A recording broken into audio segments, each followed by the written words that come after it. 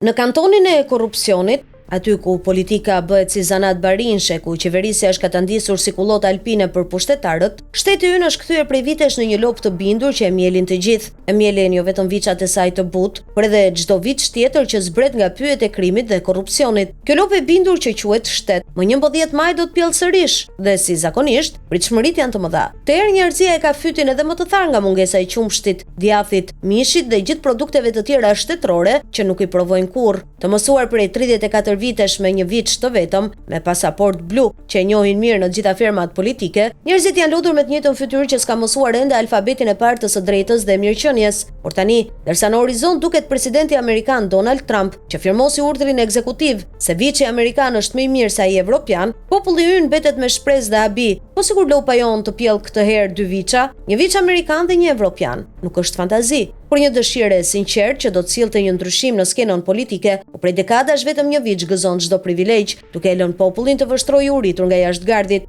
Imagjinoni pak, dy viça, një amerikan dhe një evropian, që pasi të zihen e shtyhen pak mes tyre, në fund bëhen bashkë për të mbrojtur lopën e shtetit. Dy viça të fortë me brirë dragonjsh që mbajnë larg korrupsionin dhe që për herë të parë pas kaq shumë viteve japin pak qumësht e drejtësi edhe fshatarit që ushqen lopën. Një viç amerikan dhe një evropian do të jepnin fund një epoke ku viçat lokal të politikës vetëm me mielin e kurrë nuk e ushqejnë lopën. Ky çift viçash modern do të mundsonte të paktën alternimin e mieljes dhe sigurisht një drejtësi e mirëqenie më të pranueshme për të gjithë. Për këtë arsye, më 11 maj, fshatarët nuk do të presin më një viç të vetëm të butë me fytyrë të vjetër, që të rjetën vetëm pi qumësh dhe i fton edhe viçat e fermave fshinje për t'i ndarë plaçkën. Në vend të kësaj, ata kërkojnë një lindje binjake që sjell dy viça me mendësi të re e me guxim të ri politik. Një lop, dy viça, njëri amerikan, tjetri evropian. Vetëm kështu do të kishte kuptim 12 maj dhe do të kishte shpresë për një të ardhme më të mirë.